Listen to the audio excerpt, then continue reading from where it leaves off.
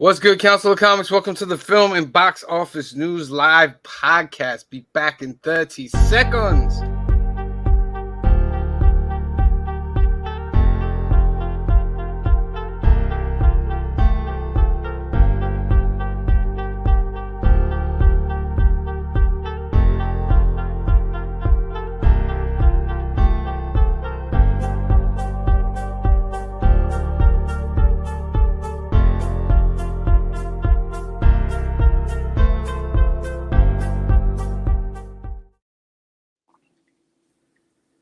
Welcome, everyone, to the Film and Box Office News Live podcast.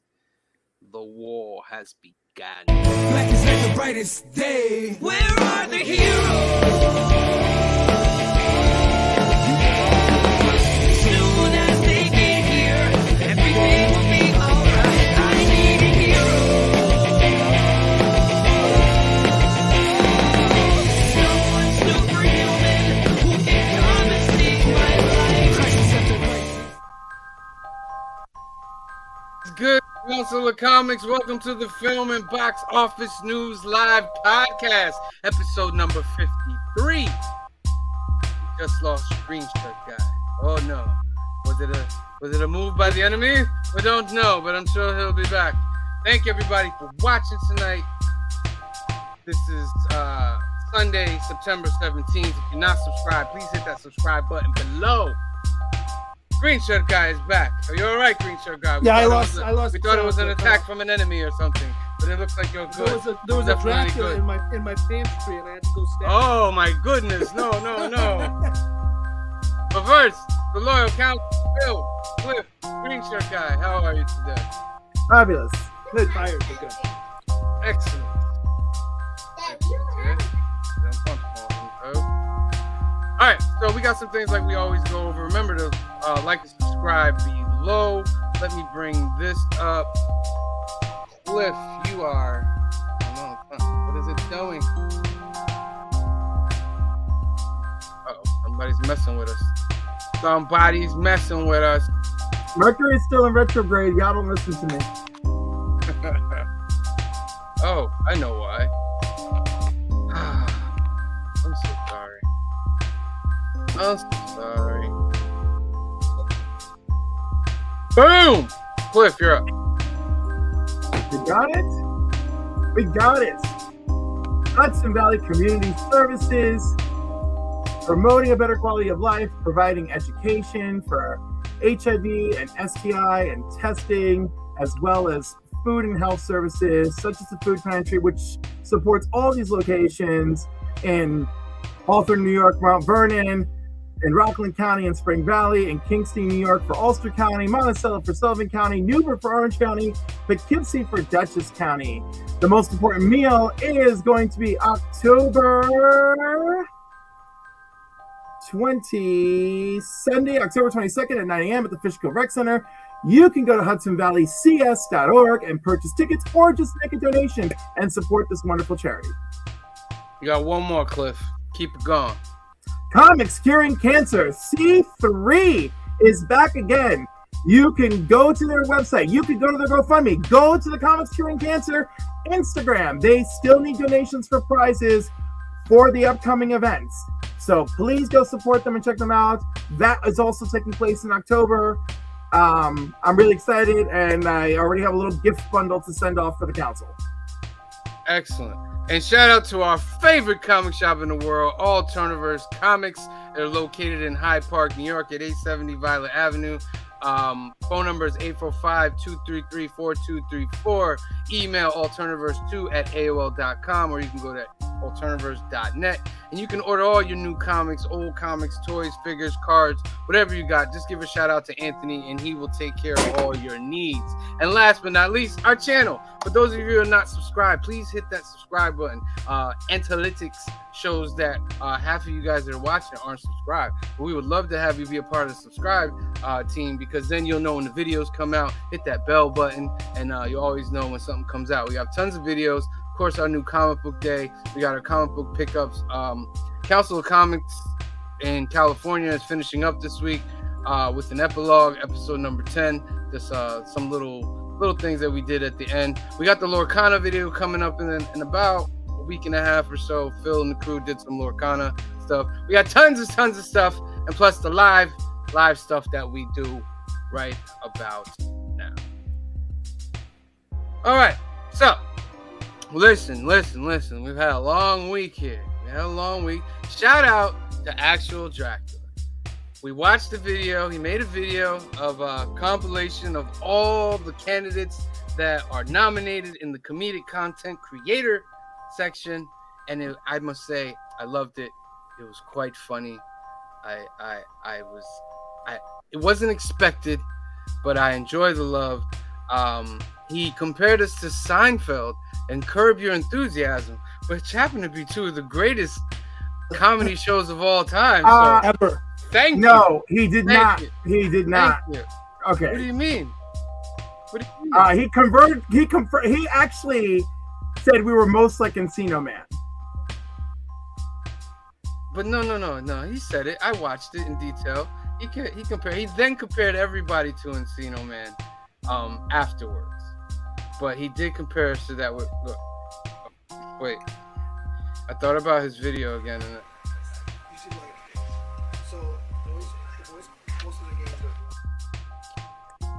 There's something important in the chat I want to address. all right, let's go to the comments. Kamari says, "Hey, council."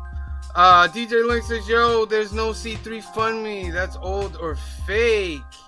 Oh, then we have to take that down and address that. Thank you for updating us on that. What up, DJ Links? Chilling. You're adjusting that? Is that what you're gonna adjust, Cliff? That was it. Just make sure if you're going to reach out to Comics Free Go to Cancer, the Instagram. go to the Instagram. Yeah, go to the Instagram. We apologize for that. But yeah. So one thing. The video's great. So we usually talk about some stuff, right? I want to get into Ahsoka. This seems to be like a weekly thing. We're not doing it in the shop anymore? Huh? We're not doing it in the shop anymore? Nah, I might as well just do it here. It takes a lot to do that. You know what I mean? And we have Takes a lot. so much time. Huh? In what way? We used to just sit down and do it. Oh, I'm sorry, Mr. I don't edit the videos or anything like that. Jeez. It's just more efficient this way, I think. So, Ahsoka episode 5. Phil. I liked it. I liked it a lot. I thought it was a good episode. Yeah, I liked it a lot. I thought it was a good episode. It was a good Anakin episode, a good Anakin and Ahsoka episode. What about you, Cliff? It was amazing. All right, there we go. There we go. It's some of the best Star Wars I've seen in years. Oh, that was so good. Green Shirt Guy, you watched it? I watched about half of it. So you saw the beginning. I got home late on Friday. I got about halfway through it, and then I fell asleep because when the Anakin and Ahsoka meeting together, and Hayden Christensen, give him his claps, give him his bravo. Didn't miss a step. It was actually a better Anakin than I've ever seen him be, and the way he was swinging that sword, he got to do his move. Woo! Because it never made it into the first trilogy, whatever. It never made it into episodes 2 or 3.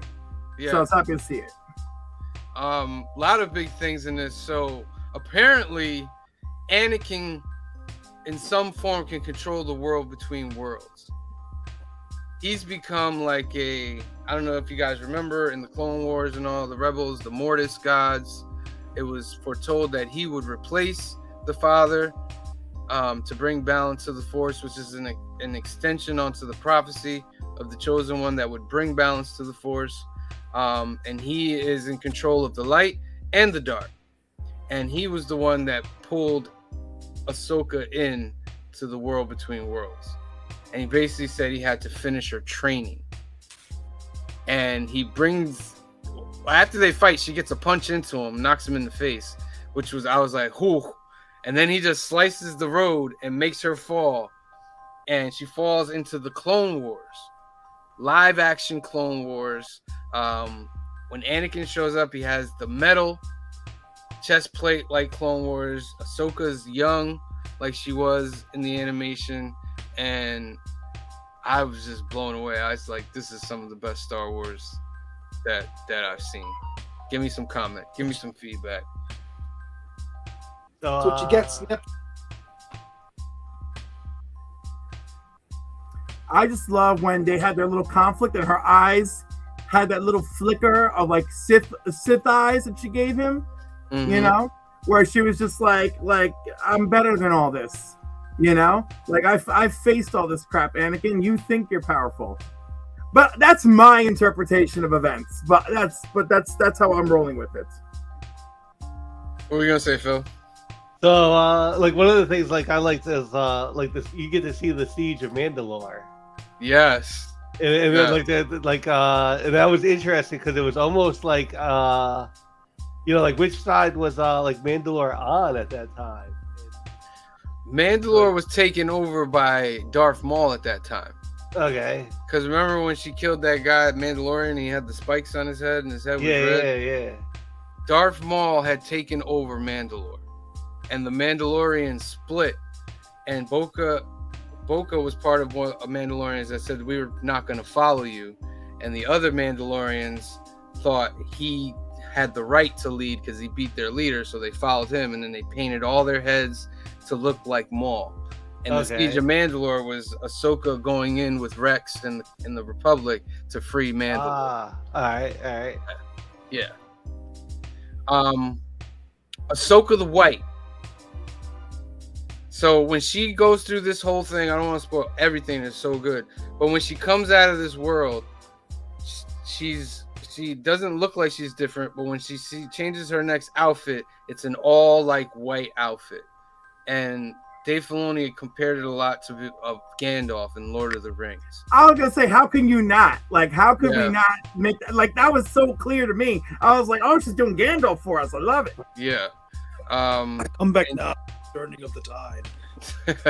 Run, you fool. And she ends up figuring out a way to go after Sabine. She ends up talking to the Purgle. She goes to the main Purgle, huge Purgle, speaks to him, and basically I guess she tells him I need to find Ezra, and he just opens his mouth. I was like, get on board. Yeah, they go inside, he closes his mouth, and Ahsoka tells Sabine, I'm gonna find them. And I thought the great part of what Anakin tried to teach her, and she reinstated in the end, was that you don't know where you're going. So when you go there, you know what I mean? Like, take it each step, take it as it comes. Because he's like, Jedi have to be different in the time periods that they were. You know what I mean? And she's like, remember, she's like, the Jedis were supposed to be peacekeepers. He was like, yeah, they're peacekeepers, but then it's war. And I have to teach you how to be a soldier. So you have to be able to adapt and change with the times because you don't know what's coming.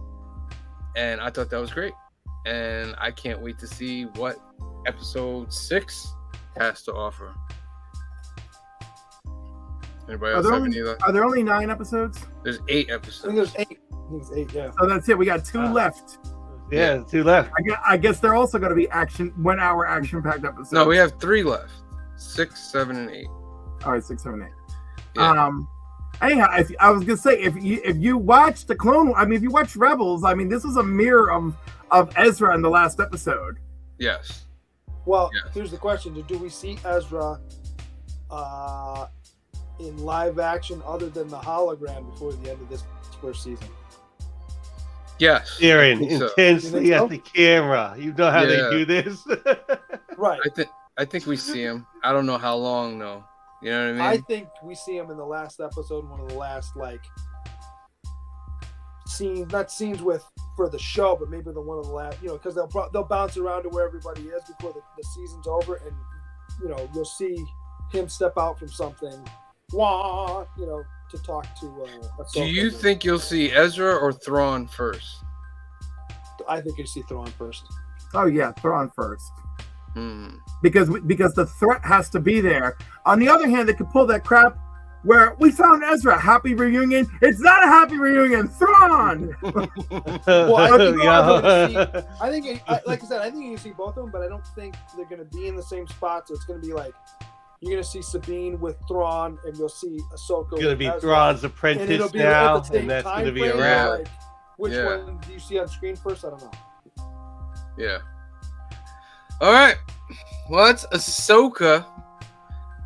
After, I wouldn't say a slow start, but a gradual start, it's really picking up now. And the music is phenomenal, by the way. Love the music in it. Sounds This guy should be the next one. I think his name is Klein, last name. He did all the music in Rebels and Clone Wars, and I think he should be the next one to take over the movie music from Williams whenever he decides not to do it anymore. well, that might not be for a little while. Huh? That Yeah. might not be for a little while. Hopefully, yeah. Hopefully that won't be for a long, long while, but he's a great. Why are you trying to kill off John Williams? Why you say his name? We talk about not saying names, and you're the first one to go and say a name. You said it before I did. I didn't say Yeah. John. Okay. So I said his full name, so I'm the one killing him off. Okay. Of course. Now it's time for the box office news.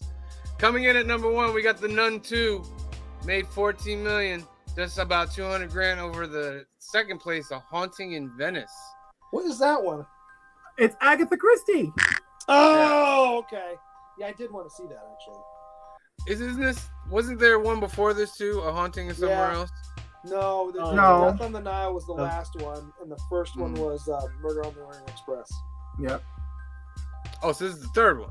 Yeah. Yeah. I mean, they are Well, playing with out. this cast.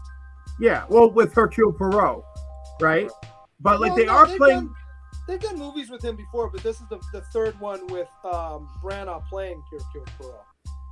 Right, but I'm saying this is the third one in their Agatha Christie line. Not, I mean, we got Yes, Agatha in this Christie specific- everywhere. yes, that's what Right, I'm saying. but With this cast, yeah. Yeah, Yes. but this cast is there's very few repeats. It's him and like a couple other people, and one of them's already dead. Right. And then there's some flashbacks, I think, in the first two that have both people. But yeah, I wouldn't be shocked if there's not more flashbacks in this third one. But Yeah. Mm. But yeah, I've been enjoying it, and what's her name was fun. Oh, you saw it? No, not this one, the last one with Oh. Death on the Nile with Gal Gadot. Good dog. yeah, she was in it. We gotta do it. All right. The Equal. Phil, did you see The Nun too? I know you're big on the horror. I have not yet. Okay. Not yet. The Equalizer 3 came in at Denzel. number 3. Brought in about 7 million.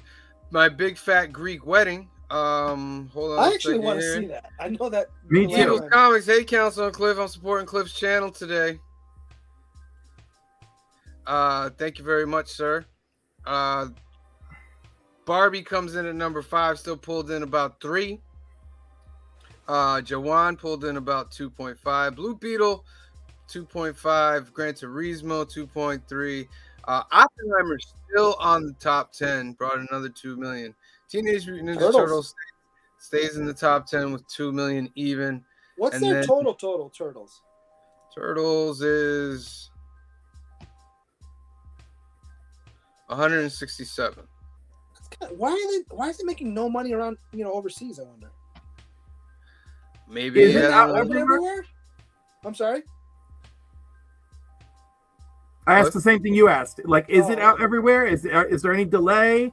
Like, I know it's not in Australia yet. Oh, maybe that's it. Bottoms make. Did it not open in in the Asian markets, or was it slow in those? That's weird to me.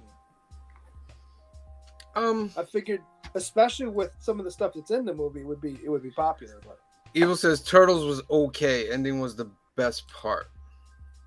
ending was good. I just like that the turtles are actually teenagers in this one, and each one has their own personality. The art style was I don't know. I really enjoyed it. I heard Oppenheimer cracked the 900 million, right? I think that just got up to 900. Yeah. It's not gonna reach 1 billion, but Hey, you never know. 9-12. It's got to that's- get about. Wow. It's got to get 90 more. It could. It's not still in the bad. top 10. Well, all right. So- I'm very wrong about Turtles because apparently Turtles had all sorts of August. Okay, Australia release date September 7th for Turtles. Okay. Oh, so it hasn't come out everywhere yet. Yeah, it did Okay. gross. It did gross 1.5 million in Australia, but it has been released in August everywhere else. Huh. Hmm. It's kind of weird. Hmm. Very, very slow box office week. It was slow last week as well. I don't know when the next big movie comes out. Hold on. I'll look for it. November, right? For the Marvels. The Marvels, but like what other big movies? Aquaman. That's in December though, isn't it? Hold on. Well, I'm saying it's not like we don't have like a lot of bangers left. Like, Expendables, all right, on a Expendables wider 4, like all movies, is there a big movie coming out? Expendables still got 4, Saw 10. October. Saw 10's in 2 weeks. Expendables 4 is next week. They were teens, just not ninjas. All right. Very weak this week. Nothing much to talk about. Shout out to the Equalizer still doing its thing. And Blue Beetle still doing its thing. We mentioned the Aquaman trailer. Yeah, Yeah. Did you guys watch it? I did. Don't care. I mean, Homemaker Aquaman in the beginning is apparently extremely off-putting for a lot of viewers. I could care less, but I thought everything was great. I loved all this bizarre foreshadowing.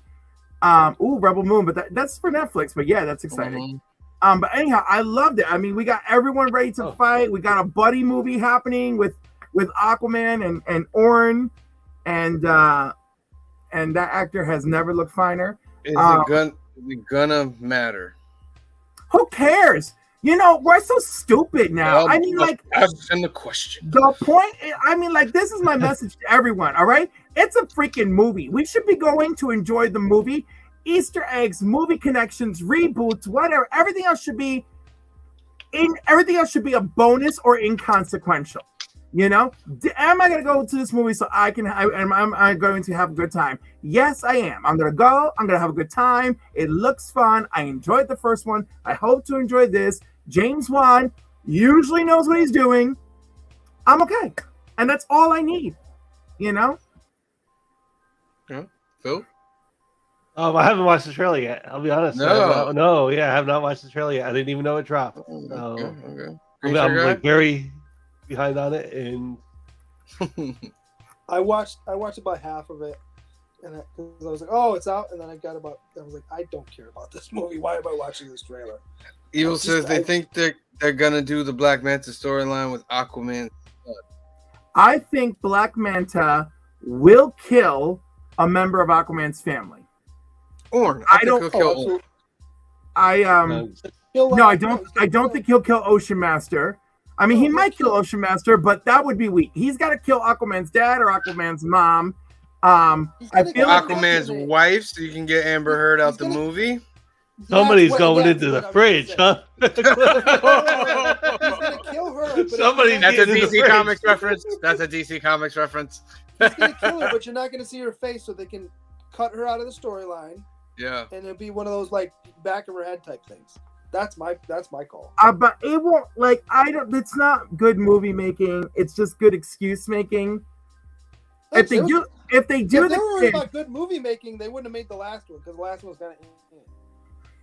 did you see I the like last the one? last one. That was actually very good and it's very I well liked the received. last Just one. because you didn't like it, I didn't I like liked it. it. I liked it. it was very good. It was actually one of the few DC EU received movies. It made over $1 billion. It did because it was actually pretty good. But I yeah, mean, Aquaman was good. I Spider strongly Cut was disagree, good. Birds but of that's Prey was okay. pretty good. Yeah. And Blue Beetle was pretty good. And This one, I mean, I'm sorry to think that this movie is not going to make as much as it should because it's in the backlash of the DC stuff. Like, I don't know if Warner Brothers is ever going to recover from this. I don't know. Like, I don't know if they're ever going to come I will back from never this. financially recover from this. Oh, they are totally going to financially recover from this. Look at Barbie; it's still in the top 10. Oh Well, yeah. no, but Well, I if you're mean, talking DC wise, yeah. I'm talking DC wise. I don't know if they're ever Yeah. going to come back from this. I don't know if Superman Legacy will help at all. You know, Superman Legacy has to be phenomenal to end. I all mean, this. it does, but I mean- also you have to make the audience has to not be sourpusses. You know, which we If are they're smart, dealing with that. if they're smart, which they're not going to listen to us, but if they're smart, they do just let everything go dead for 2 or 3 years. With the DCU, everybody kind of the dust settles, everybody forgets about it. You prepare, you make a great movie, and then you fully relaunch in like 2 or 3 years when everyone's kind of like forgot about the. They're not going to do it because they need to keep the money train rolling. But that's what I would suggest. Well, Superman is supposed to come out what 2024? 25. That's what I'm saying. Like if Well, if you it's wait till, like, 2025, that's a couple of years from Aquaman to I'm then. saying like 2027, like fully let everyone forget about DC. No, that's too much. They're not But going to do it. The company but won't I'm- do that. Yeah, you're I'm right. not saying they're That's the going right to do thing to it. do, but they won't do that. They won't do No, I know that. that. I'm not saying they will. I'm saying that's what they should do. Yeah. Thank you, Evil. 2025. I think 2025 from December to that's only a year, but still, I think a year of no freaking. There's gonna be DC like really a films. new like a year though, like of no. Yeah, because, There's no project scheduled for DC to come out. Yeah, people's Yeah. memories are short in a Yeah, weird Aquaman will way. be the last. Especially now that we've experienced the COVID era, now everyone's sense of time is completely distorted. So one whole year is going to be shocking. Evil says, think that's kind of the plan, just not as big a gap. Yes. Yeah, take a little time. Make sure the movies. I mean, it might get pushed back to 2026 with the strike. So who Yeah. knows? I was gonna say like as long as the strike goes on, which it's Yeah, going on, there's nothing really new to report. I don't on see that them either. stopping, man. I don't see Oh. them stopping. Which is a lot of people are getting the short end right now, and that's what sucks when you strike. They can't get the money to pay bills for their family. Even Drew Barrymore backed down and went the other Did way. she? Yeah. No, she did not. She Yeah. only backed into an apology, which everyone is chewing her butt out about. But the fact is, she's still doing it because she wants her crew to get paid, except, of course, the writers. So it makes her a scab and whatever. I mean, like, Didn't they write No, waivers? she's for gonna people that- pause. All right, she's pausing it. She's pausing the show. is she Oh. pausing the show? I don't Yeah, think she she is. paused the show. Oh, so she backed down. Yeah. Good. That's good. I mean, they give out waivers to people that pay your people the right money. You know what Well, I mean? Like, Drew and The Talk are both pausing their show. huh. And this is 2 hours ago. The according to- power of the people, ladies and gentlemen. We're going striking. We all There's a lot of strike. that going. That is like it's not even just Hollywood. It's like the auto industry. It's a lot of The strikes. auto industry, there's a lot of listen, Nurses, don't forget about nurses. Yeah, Yeah, it's nurses. deep. It's very deep right now. People are, on that end of it. Workers are fed up and they just want to be paid good and treated fairly I across didn't the have to board. strike. Hmm? I didn't have to strike. It's Because- a miracle. Some people come to their senses quicker. Well, you know what I we mean? didn't get exactly what we thought we got, but whatever. Right. I did get a raise. I'm not going Cliff rolls I'm his not eyes. complaining. I I saw that. Evils, don't think I didn't see his little eye roll when I said power to the people. I saw it. Everything Cliff does. I'm watching him. He's right here in the corner, right there. He's down there. Cliff, behave yourself. What? All right. I didn't see anything. All right. It's time for everybody's favorite part of the show. Your homework for this week, ladies and gentlemen, was to watch the movie called Ladyhawke. This one. That one right there from 1985, starring Matthew Broderick and Michelle Pfeiffer. and what's the other? And Rutger Hauer. Don't Rutger, forget Rutger Hauer. I can't forget Rutger Hauer. And whatever the priest's name is, because he's the scientist from War Games. Yeah. All right. So this movie, the thief Gaston escapes the dungeon of medieval Aquila through the latrine. Soldiers are about to kill him when Nevers saves him. Nevers, traveling with his spirited hawk, plans to kill the Bishop of Aquila with help from Gaston. The mouse. The mouse. I like Matthew Broderick in this movie. He's great in this movie. He is great. Michelle Pfeiffer's great. Everyone's great in this movie. The acting is like You're not wrong. Even the guy that he has to kill before he gets to the priest, what's his name, was pretty good in it. The other knight type guy. You know what I'm talking about? Oh, like the guy he like sends to like go after him and stuff. Like right, yeah, he's actually really good in it. Hey, Tom Mankiewicz is the co-writer for Superman the movie, even though he originally went uncredited. So it's nice to see him doing some good work here. You know who else is in this movie? Did you catch it? Dr. Octopus is in this movie. Yes, Spider-Man 2. yes. Oh, he plays the guy that's killing all the wolves to find the right wolf. I was like, oh, that's Doc Ock. But he didn't have a long part. This movie was okay. Come on. Oh, come on. It's better than okay. The music, okay, I got to tell you right now. Music, half the time was amazing. Half the time threw me all out of this movie. Like, some of it was like 80s, like, modern music. And I was like, no. It's Alan Parsons, right? Alan Parsons is the music for this? Yes. No. I was not feeling it for this environment. The opening credits threw me because I haven't seen this movie in a number of years. So I'm expecting very fantastical, Conan type opening credits, and it's not that at all. That's fine, but it sets what we're about to get. It's it's very much a comedic fantasy romp. Because my favorite part, the whole movie is where it's a little comedic. It's comedic in the sense that I'm laughing at how bad some things are. But I don't think it's made to be a comedic movie. Well, Broderick is clearly in it to be funny. Yes. That's my point. And the other priest guy that portrayed them. Yeah. My favorite part of the whole movie, though, is remember how he says the whole thing about, he's constantly talking to God. He says, God, Lord, let me, help me get out of this one and I'll never steal again.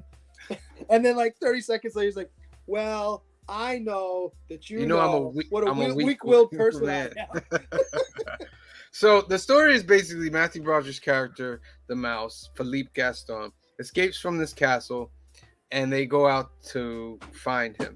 While he's escaping, they run into Nevers, who used to be a captain of the guard for the castle, but was removed basically because the priest who runs the castle and everything was in love with Isabeau. Isabeau is played by Michelle Pfeiffer. Rutger Hauer plays the knight. What was the knight? Nevers. And the priest was in love with Isabeau, and he would write her letters, but she wouldn't even read them, and she'd send them back. And it got him all upset that he cast a curse upon Nevers and Isabeau that Nevers would become a wolf during the night, and Isabeau would become a hawk during the day, and they would never be able to be human at the same time, and it was such a sad thing. And they go through this movie to attempt to kill the priest and destroy the curse and all that stuff.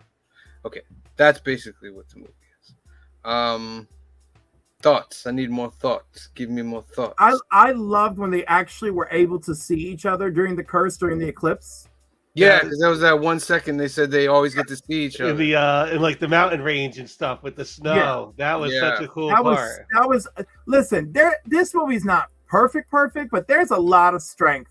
We've got great acting. For the age of the movie, we got some great cinematography. Like, you feel the scenes. Mm-hmm. I mean, the music not lining up is a whole thing, but I mean, like, I mean, I just loved it. I love that we've got like, you know, a fantasy story, a splash of comedy, a little bit of a romance.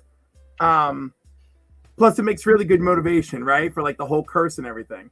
I mean, the movie knows what it is. It's not trying to reach for something that's not. Yes. And I like that. It just fell into place properly. Oh wow, Richard Donner directed it too? Yeah, Richard Donner. Oh my god. So you got the Superman dream team making this movie. No wonder I liked it. You got Mankiewicz and Donner. That's all I needed. I think it works very well because it was made. What year was this? 1985. 1985. It works so well for a movie like this because it's like very simple with like its story. It's not like nothing too like outrageous or anything. There's no real like CGI. There's no crazy special effects going on with this. So it reminds me of Willow. Right? Yeah. Not like a literal reminder of Willow, but the fact that like they had to just rely on simple practical effects and it lends itself into the movie, you know, rather than taking away from it. And I don't know. I really enjoyed it. I just felt like it had good pacing, great acting, which is tremendous, right? It relies even more, like you say, it doesn't rely on special effects because it's relying on the interaction between the characters, which you buy everybody. Yeah. There's nobody you're like, oh, that guy, you know, he's kind of letting the movie down. They all work in the writing. It's so well written that the conversations are believable. Yes. Even the part where, you know, you see the other priest friend where he's holding her as the hawk with the knife, and you're like, don't do it. You know. Yeah, no, there's great dramatic tension. The villain's a great villain. You know, like he's just at that perfect point of you take him seriously, but like woo villain, like just right there. Where like his looks, he's got the villainous looks, right? I love that. I love people who have. And he didn't really have to like do anything like extra villainy, like he didn't burn a village down or anything. Like right, exactly. Like I love that. This is a weird thing for me to say because I didn't say it sooner, but Ahsoka, I just wanted to say I loved the looks. I love the looks that Anakin gave. It's like he mastered the looks from the Clone War cartoon series, right? Yeah. And the girl playing Ahsoka too. I thought that was so great. I just wanted to add that because this movie has that. The looks that people are giving each other is like great. Yeah, I was watching with Kamaria and Matthew Broderick was in the woods, and she was like, he doesn't look afraid. I was like, babe, if you know Matthew Broderick, that he's very afraid right now. He has a weird kind of comedy, you know what I mean? And I thought Matthew Broderick was great in this movie. He was the best part for me. That's what I'm saying. It's weird how the story's really not. I mean, it is about him, but it's really about the two of them. But they need him to get across the finish line. Well, he's our entry point, right? Like he's also like it's just like we see it through his eyes, kind of. Yeah, that's what's neat about this. He's the character to lead us in, which every story has that, and sometimes it is the mains. In this case, it's not the mains. We need him to take us to them, to their story, and then we're thrust into it.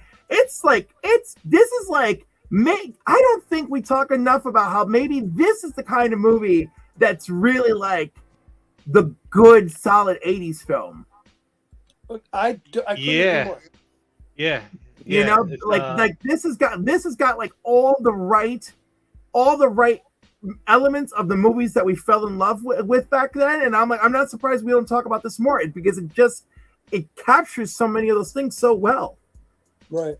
And it's funny because we see a lot of movies that are remade today, and I don't even think if you remade this movie without really changing much, it would be any better. It might look nicer, but mess it up. That would be like literally they could use the same script, remake this today, and just add in like fancier special effects, and I think you'd have a solid remake. You know? I'm always a person for like continuing the story. I would think you could bring the Matthew Broderick character back and put him in a new adventure. Well, I think you what know you what do I mean? is you don't bring him back in post this movie. I think what you do is you tell his stories to get himself into prison the first time. Oh, you know what I mean? You see all of the craziness that he did to get himself. So it leads into where this movie because goes. he is known like that. He okay.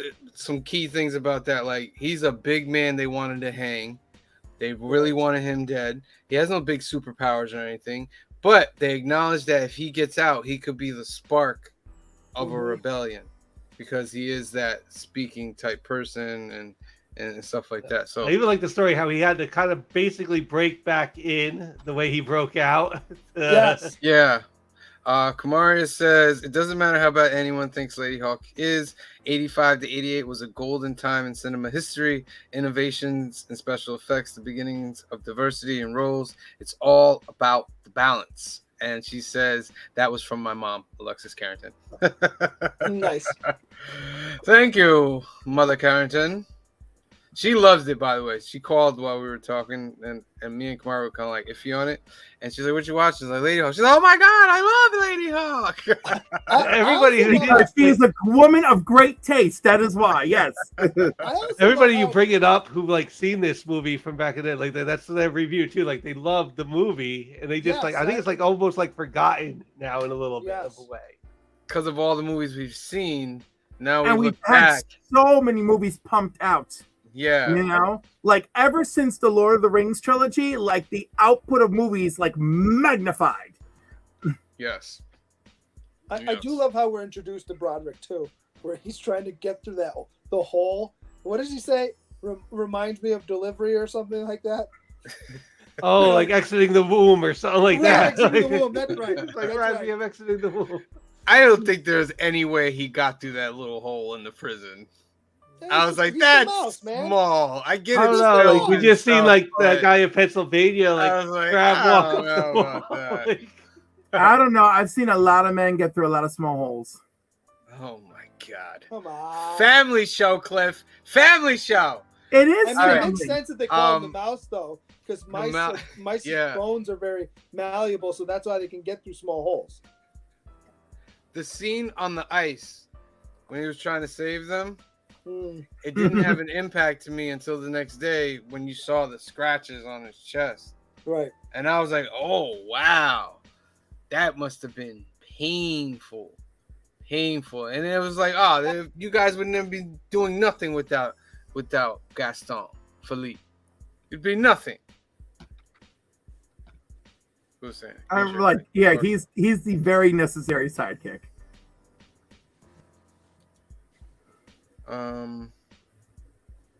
Well, music. Let's talk about music. I overall liked it. I thought it was cool. Like, yeah, I thought it was you know, Alan Parsons is like he's like a rock and roll like musician, producer and stuff. And so like, yeah, I thought the soundtrack was kind of like cool. It's very 80s. Like it's very like very 80s. As soon as you turn this movie on, you're gonna know it was made in the 80s. Like right in the opening credits. But like when it comes out with like the fighting and stuff, it didn't really like take it away from me, and it's a little bit like where it still has that like sound and stuff. It's not quite the same as the Indiana Jones had. So yeah, I liked it a lot. I'm gonna agree with Phil. It doesn't push too far. Like you know what it is from the opening credits, and it kind of stays with that. As opposed to if you've ever seen Knight's Tale, where it's trying to force modern music into back then, it just doesn't fully work. But this one, it doesn't feel forced. It totally works. I thought they could have did the scene with her transforming into the Hawk right here in this scene a little better. It was, you know, I know I'm nitpicking. This is hindsight and all that. Back then, it was, this is amazing. It's 1985. That was state of the art. I can acknowledge that. Like that's I acknowledge that. Like, no computer. We're just gonna film it like this. We'll get the idea, and it works that way. So and, well. You know, I kind of like that whole camera fade thing. You know, like kind of it does. It's kind of the ether of magic happening. You know, it didn't bother me at all. But also maybe because like my brain is like, well, I know I'm watching a 1985 movie, so like I'm usually more impressed. Like, wow, the cinematography is really good for 1985. I have a question. Let me know what you think. Did you think that he was dancing with her when he invited her to the inn for a drink and the dancing? Do you think he was doing that because he liked her? Because remember, everybody that looked in her eyes just literally fell in love with her? Or he did that because he felt like she was Navarre's lady and she deserved to have a good time because Navarre would want it to have a good time? I feel like it was I feel like it was the latter. I feel like he felt like she deserved to have a good time. Okay. What about you, Green Sugar Guy? You know, I'm not sure. I don't think I really thought. I don't think I really thought it was a thought going through my head. Maybe. I thought that was a good little stop of everything. They were dancing, having fun. You know, it's always that part of the movie to make you forget about stuff. But I also like how they brought it right after that. Like when they go out, they're having fun, they're dancing, and they're like, all right, let's go. And they open the door, and then the other guy's right there, like, bum, bum, bum, bum. I was like, and she got made right there too, because he called her by her name, and like now he knows who she is. Like, I thought that's good. Wait, got a comment from Kamaria. I think it was genuine. He wanted her to have a good time. I agree.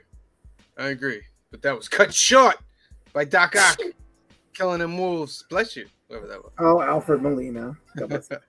Alfred Molina.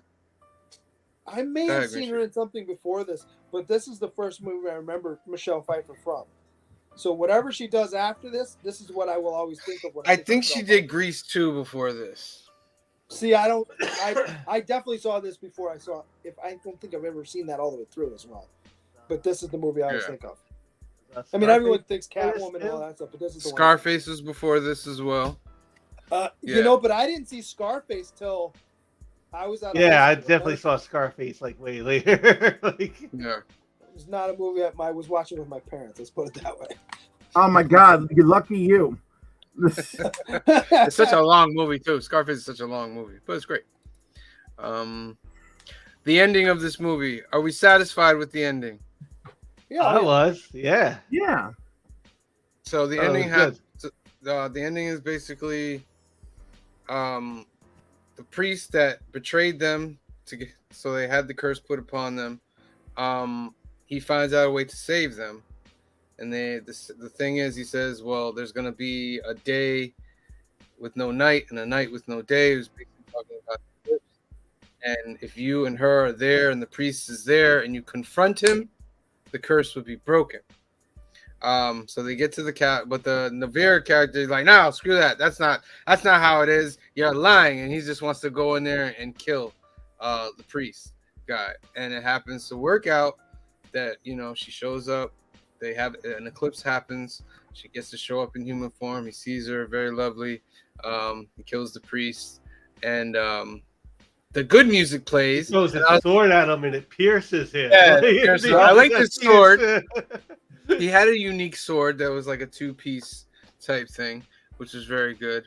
And they lived happily ever after. Is basically what the ending is, and. Philippe goes off with the other priest guy, and it's just quick cut. There's no extra stuff saying about anything. It's just right to the ending. That's how 80s movies ended, though. Yeah. There were very few of them had, you know, an epilogue, as it were. Yeah, I enjoyed the music, like this scene right here. I was like, oh, okay, this is great. This music is great for this ending. But it was just a little bit after this, they went right back into that 80s, like, but I was like, oh, okay. That's the only thing. Everything else was pretty good. All right, what's everybody's numbers on this movie? Phil, you're up. This is gonna be a high 8 for me. Like, this is definitely like a high 8. I don't think it squeaks into like that 9, 10 area, but it's like it comes so close. And like a high 8 for movies on this time period, they're like close to masterpiece. So yeah, I like this movie a lot. So like it's a high 8. Yeah, I gotta go 8.5. Yeah, it's a high 8. You know, really? it's a very solid film. Like, there's not much to deconstruct here. We've got a decent sized cast. You know, it's got, you know how I am. The story, it's gotta have a beginning, a middle, and end. right? It and does. like the acting's great. It checks all the boxes, and the cinematography is lovely for 1985. Even there's some shots in there that are beautiful even by today's standards. Yeah. So Like that scene we described where they were like got to see each other real quick. That's it's like beautiful. That was a good scene. I was Yeah, moved. that was good. I was genuinely moved watching that scene. Like, that is great. This movie is filled with artistry. I love Michelle Pfeiffer. She always has chemistry on screen. She's as good here as much as I loved her in freaking Quantumania. Like, give me Michelle Pfeiffer. Yeah, green shirt guy. I'm gonna agree. I give it like an 8.6, an 8.7. This is a movie that we've been talking about watching for a couple weeks now, that I was excited to go back and see it because I knew I hadn't seen it in a bunch of years, but I remember how much I liked it, and it didn't let me down. Where some of the ones we watched recently, I was like, all right, I don't remember a whole lot of them. As I'm watching, I'm like, oh, this is okay, but it's not as good as I remember liking it. This one it's just as good as I remember it the last time. So yeah, 8.6, 8.7. I really like it. Okay. For myself, please don't be mad at me. I'm gonna give this a 6.5. Go back to film school. Go back to film school now. Ooh, Unacceptable. Unacceptable. Let me explain. What do you want? The guy likes Aquaman. Before you execute me, let me explain. I give it a 6.5 because I sat through it and I enjoyed the sat through it. Yeah. Sat through what it? do you want me to do? Float through it? What do you want me to do? You say sat through it like, I sat through it. But it was parts like the music threw me out and certain things. I thought certain things could have been edited a little better. And it didn't push me into that. Oh yeah, I'm really enjoying this. It just pushed me through that. Okay, it was okay. So that's why I gave it a 6.5. If you're over 5, you're enjoyable to me. And then there's levels after that. You know what I mean? So 6.5 is like, it's good. But would I sit down and watch it again? Probably not. Whoa. Unbelievable. This is why we get compared to Encino Man. In the meantime, I wish I had been around for Popeye, because I found Popeye very difficult to start. Like, the first half of the film was very difficult, and I didn't have any of that problem here. I couldn't agree with you more there, Cliff. And we don't always agree on this stuff, but you're right. Our 80s taste aligns. Right. Well, Popeye was really dark in the beginning, I thought. It is, and that's okay for it to be a little dark, but like, yeah, it was very also choppy. Slow. The plot is very choppy, and it takes a while to kind of introduce everything. And as much as some of the music's great in it, some of it, like, it was fighting with, is this a musical or is it not a musical? Like, because they're singing for no reason at points. But that's fine. I would let me put it to you this way. I don't remember what I gave Popeye last week, but I would watch Ladyhawke every day of the week before I watch Popeye again. Yeah, I actually almost. You know what I got to say to that green shirt guy? Well, you make a convincing case, but no. You only get to do that because you're the one that can push buttons. If I had buttons, I'd send something back to you. I am the captain now. Uh-huh. But all right, that was great. Ladyhawke, you guys leave in comments below what you thought about Ladyhawke. Next week's homework. We've been talking about this. What? That should have been with like the 6.5 for Ladyhawke. What? Right. We all did it. You're not wrong, Phil. You're not wrong. Well, listen, green shirt guy. Here we go. I think you're part we'll figure out how to get to it, but Phil has access, Cliff has access, you have access to these little mini things too. All right. I haven't played with them. I gotta actually play with my Like if you see something great over there, you'll be like, it's clickbait.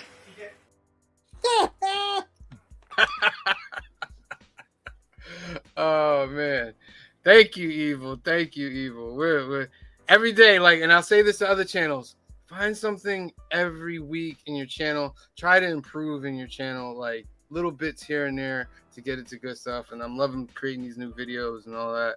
I'm really loving it. But next week, so our good friend Actual Dracula, great friend of ours, made a video comparing all the comedic content creators in the same nomination with the 2023 Best Comedic Content Creator Award. We're watching The Whale.